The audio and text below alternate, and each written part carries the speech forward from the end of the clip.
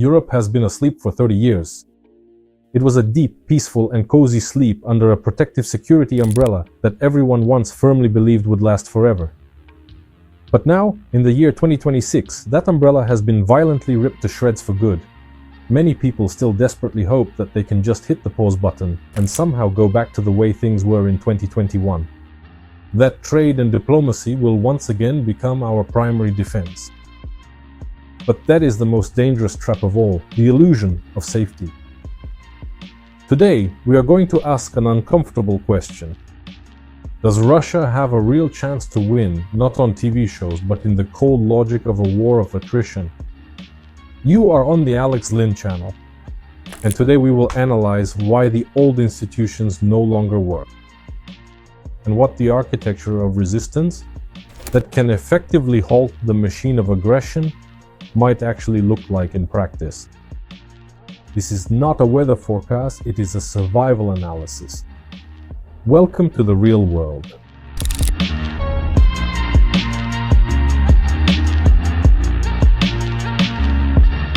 Why exactly did the system break down? For many long years, European security was built on three fundamental pillars that, in 2026, turned out to be nothing more than fragile paper props. The first, and perhaps the most dangerous of these, is the erroneous concept of achieving security through interconnected trade. The West sincerely believed that if you tied an aggressor down with shared business interests, pipelines, and bank accounts, war would simply become unprofitable. This was a catastrophic and fundamental error in perception. The rational economic logic of the Western world clashed violently against an irrational imperial logic, where national greatness and the expansion of territory are valued far more than GDP or the general well-being of citizens. And in the end, instead of deterring Russia, trade became a powerful instrument for geopolitical blackmail against Europe itself. The second pillar of the illusion is the total delegation of defense. For many long decades, European capitals consistently slashed their military budgets down to mere symbolic figures, while relying heavily on the protective umbrella of the United States. Now, in 2026, we clearly see the dire result, as internal political crises within the US significantly slow down vital aid, leaving Europe to face depleted warehouses and stagnant, idle factories. It eventually turned out that you cannot just buy security at the very last minute, if you do not already have your own industrial base. And the third aspect, psychological unreadiness. European society has grown accustomed to perceiving peace as a kind of constant. War was seen as something that only happens in history books or in distant third world countries. And this has led to a sluggishness in decision-making. While one side acts with lightning speed, breaking all the rules, the other spends months debating regulations and coordinating various sanction packages. This persistent bureaucratic inertia is the primary crack in the foundation of the European home, which the aggressor seeks to exploit on a daily basis. But does Russia actually have a chance? The cold, hard calculation of 2026. To successfully defeat the enemy, we must completely stop underestimating them and look closely at their strategy without rose-colored glasses. Russia's chance of victory today is not built on capturing capitals in 3 days, but on a strategy of 1,000 cuts. Moscow has bet on the long-term exhaustion of Western resources. Their primary strategic calculation is that an authoritarian system can withstand significant hardships, much longer than an unpredictable and fickle democratic voter in a fully functioning democratic nation. They are patiently waiting and hoping for rising inflation, high energy prices, and general news fatigue to eventually pressure Western leaders to seek a compromise at any cost. Militarily, we see a transition to an industrial conveyor belt of death. Even in the face of international sanctions, the Russian military-industrial complex has adapted its operations, setting up production lines for simple but mass-produced systems. From millions of shells to tens of thousands, of FPV drones. In 2026, this is a war of quantities. They aren't looking for quality, they're looking for attrition.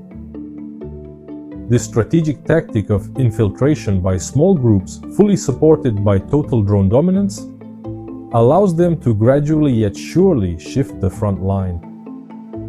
Furthermore, Russia is also actively and strategically exploiting political fragmentation. Sophisticated information operations aim to undermine and fracture the collective unity of NATO and the European Union from within by supporting radical and extremist political movements and sowing deep-seated discord, distrust among allies. If they manage to paralyze decision-making in Brussels or Washington for even 6 months, it will open a window for a decisive strike. And victory for them isn't just about raising a flag over Berlin, but rather a situation where the West simply admits defeat and allows the rules of the world order to be rewritten by force. How can we dismantle this plan? Countering the meat grinder and economic blackmail requires not just symmetric responses, but a shift in the very paradigm of defense. The first thing Europe must do is recognize its industrial sovereignty. As priority number one, we need to stop waiting for shipments from across the ocean and start investing directly in local production. An example is the Danish model, where funds are allocated for arms purchases directly from Ukrainian defense enterprises. It is much faster, cheaper, and most importantly, adapted to the realities of modern high-tech combat. The second step is the transition to regional coalitions of the willing. We see that huge blocs like NATO are too sluggish because of the veto power of individual countries. The future belongs to flexible alliances. The United Kingdom, Poland, the Baltic states, Scandinavia, and Ukraine. These countries understand the existential threat better than others and are ready to act fast, creating a unified defense space from the Baltic to the Black Sea. Such a security belt will become an impenetrable barrier that cannot be corrupted or intimidated. The third and perhaps most important element is the strategic concept of technological asymmetry. In 2026, the advantage in manpower must be effectively counterbalanced and offset by the power of machine intelligence. Scaling AI systems, drone control, creating autonomous electronic warfare complexes, and deep data analytics systems allows us to see right through the enemy and strike their logistics centers, even before they reach their positions. We must make war so costly and technologically impossible for the aggressor that the very thought of continuing the offensive becomes suicidal for them. Our task is to turn the illusion of security into the iron reality of resistance. When we talk about Russia's chances, we often make the mistake of looking only at the map of military operations. But in 2026, the real front line runs not only through the fields of Ukraine, but also through service centers in Europe, through energy hubs, and most importantly, through our smartphone screens. Hybrid aggression is not an auxiliary tool, it is Moscow's primary method for dismantling Western society from within. The goal is simple: to make the average citizen in Berlin, Paris, or London feel unsafe even if no missiles are falling on their city. Sabotage on railways, cyber attacks on hospitals, and an endless stream of disinformation are aimed at one goal: to sow chaos and force people to demand that their government stop supporting Ukraine in exchange for an illusory peace. Countering this threat requires a total defense concept, which Scandinavian countries are already successfully implementing. This doesn't mean that everyone should pick up an assault rifle. This essentially implies that our society must develop a sense of psychological resilience. We must come to fully realize that every social media post that is actively stoking internal discord is every bit as much of an attack as a physical artillery shot. Information hygiene and critical thinking are becoming, in 2026, just as important survival skills as knowing how to use a first aid kit. If we allow our unity and trust within society to be destroyed, no amount of Leopard tanks or F-16 planes will save us.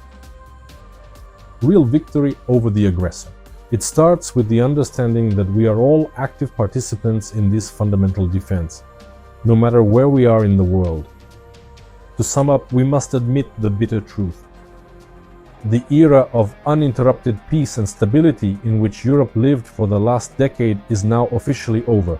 We are at a critical point of no return. The old security architecture, once based on hope and goodwill, now lies in ruins. But in this crisis, our main chance is also hidden. Today, a new reality is forming, where security, it is not the result of a signed treaty, but the result of constant effort, innovation, and a firm political will. Does Russia have a chance to win this conflict? Yes, if we choose weakness, slowness, and internal strife. But this chance tends to zero if we choose the path of technological dominance, creating new capable defense alliances. We can no longer afford the luxury of being naive.